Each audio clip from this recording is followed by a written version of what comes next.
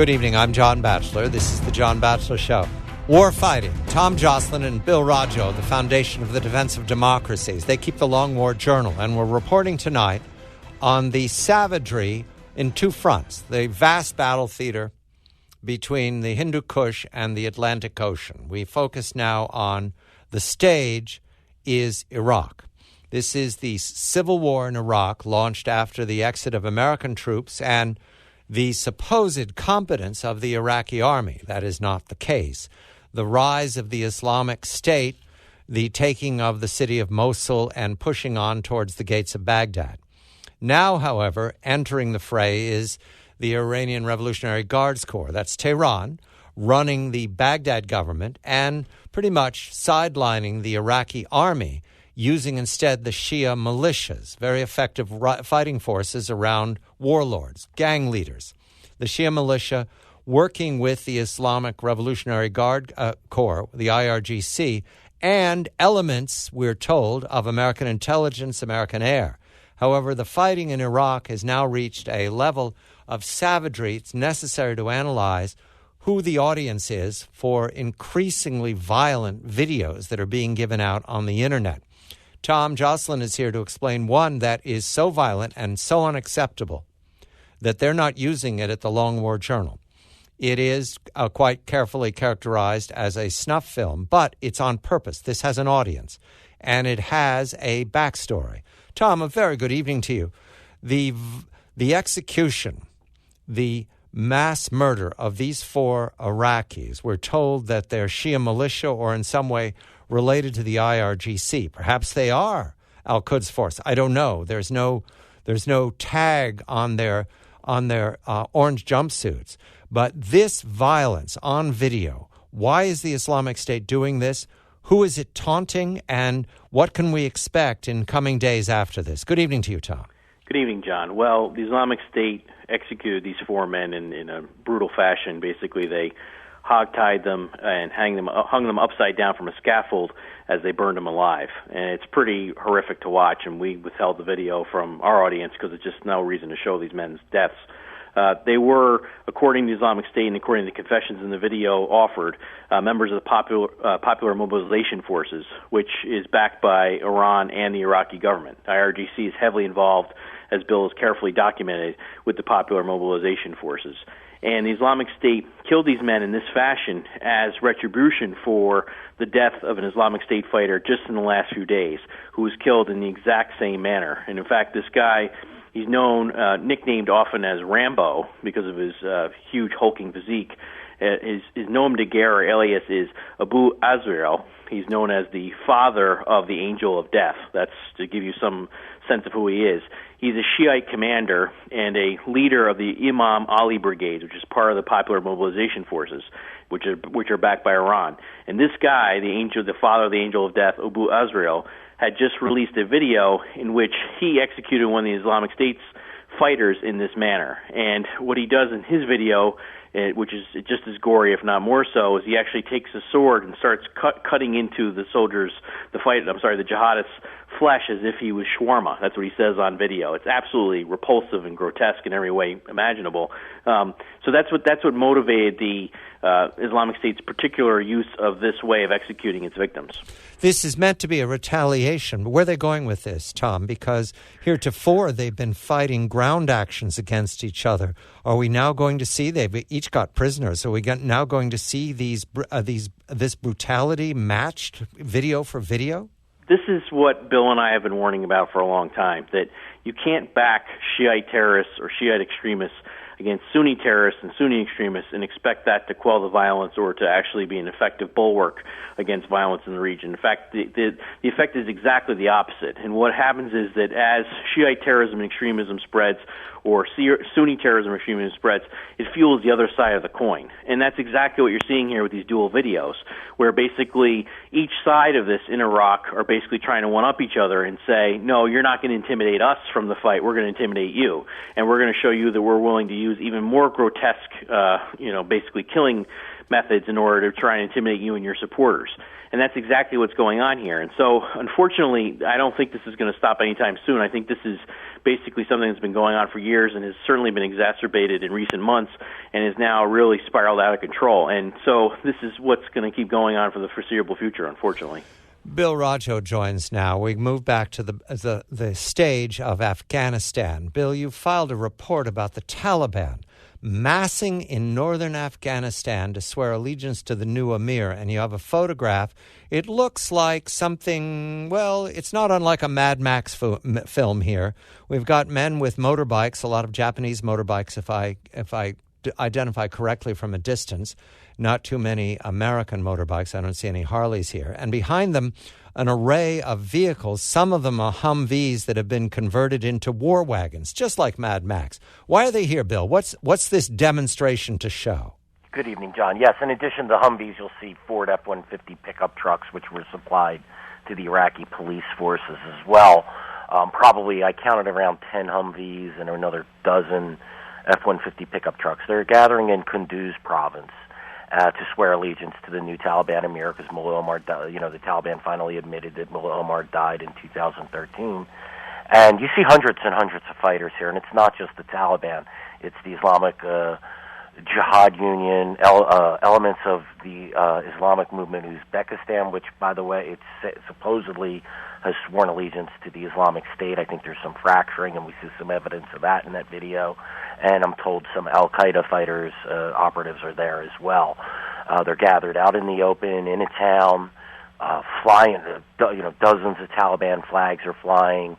They're just showing they have no fear of American air power, of Afghan air power. Clearly there's no Afghan ground forces near enough, and if they are, they're not willing to engage the Taliban at that moment. And they're out there, it's about a 30-minute long video, and they're out in the open swearing allegiance to Mullah Omar, the head of the Taliban in Kunduz, who, by the way, was in Pakistani custody in 2010, and he was released. Thanks very much, Pakistan. He is there, Mullah Salam, and there's also representatives from other provinces, Faryab and Baghlan province as well. So the Taliban are, they want to show that they're backing their new emir, and they're going to continue to fight. And most of Kunduz province, by the way, is under Taliban control. I estimate probably 4 to 5 of the districts in Kunduz are under Taliban control or heavily influenced. And with the lack of Western reporting from Afghanistan, it's really difficult to tell what's going on. But unfortunately, the Taliban have been a lot more accurate in what they control than the Afghans. These photographs, Bill, first of all, I mentioned Mad Max, but now when I see the horses marching around and the riders carrying flags and the identification on the side of the captured Humvees or traded Humvees, this begins to resemble, there's a scene in Lawrence of Arabia when Lawrence, for the first time, meets all the Arab tribes before they ride on the Ottoman Empire, before they ride against the Turks. And do you recall that scene, Bill, where there are hundreds of extras gathered around and the horses are watching as Lawrence? And that's what this looks like, the gathering of a tribal army ready to march on, ? Bill. Is this are they telling us they're going to march on Kabul? Well, right now, like I said, what the Taliban's plan is right now, it's very obvious. They're looking to gain control of key areas in the outlying provinces, in the north and the east and in the south and in the west. They're doing it. And in Helmand province, they control several districts, probably half the province there. In the east, where the Haqqani network is strong, they control multiple provinces. But that horse, the horse-mounted rider, that also has a lot of symbolism for the Taliban and Al-Qaeda. You often see that in their propaganda. So they're very clear to have them there. It just has a deep significance to them in their propaganda. Bill, they're ready for a post-apocalyptic world. Oh yeah, that's what we're looking at. People ready to fight us as savages. Yeah, no, they're looking. Look, they've stuck this one out 14 years. Yeah. The Foundation for the Defense of Democracy's Longmore Journal. There are still photographs from the video that Bill and his colleagues have put up. I urge you all to look at the face of the adversary, because from their point of view, ISAF and the American forces retreated, fled, surrendered, bugged out, and now comes the whirlwind. Tom Tom Joscelyn, Bill Roggio, the Foundation for the Defense of Democracies. When we come back, more from Iraq and more from Afghanistan. I'm John Batchelor.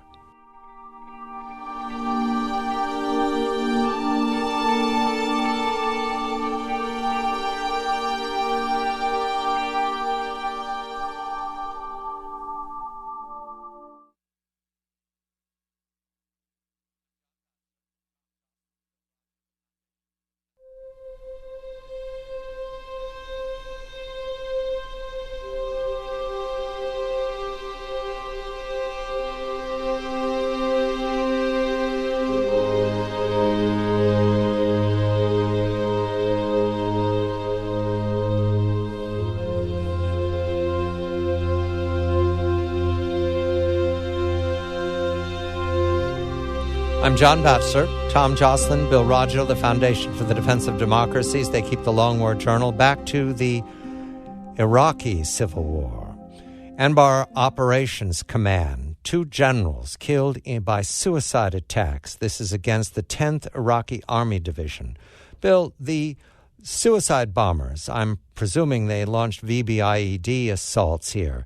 Does this tell us that the Iraqi army is dug in or are retreated to armed camps surrounded by those concrete barriers? What do we learn from this report? Well, in this case, what this was a command center, if not the command center, for the Anbar Operations Command, because the 2 generals that were killed, the deputy commander of the Anbar Operations Command, and that's the command that's directing the operations in Anbar Province, because the Islamic State controls Ramadi, the provincial capital, Fallujah, the second biggest city there, and a whole host of cities and towns up and down the Euphrates River Valley. So they killed the deputy commanding general of the Anbar Operations Command, as well as the commander of the 10th Iraqi Army Division. The 10th Division is deployed in Anbar in support of the operations to attempt to clear the Islamic State there. It's a decapitation strike on a key headquarters. They use 4 suicide bombers. This report tells us that the Islamic State is able to deploy within the Iraqi military or the Iraqi government's rear areas. This should be a secured area, and look, there's been all these reports about how the U.S. has supplied anti-tank weapons that should be able to take out the Humvees. Well, if they didn't properly deploy them to protect their top commanders in Anbar Province, and the rest of the Iraqi military, the commanders of the Iraqi military are going to start really tightening up after this one, because these guys are not you're not looking at the best commanders here. You're looking at a lot of political appointees under Maliki who are not the bravest of sorts. These are guys who turned tail during, when the Islamic State took control of Mosul and other cities and towns.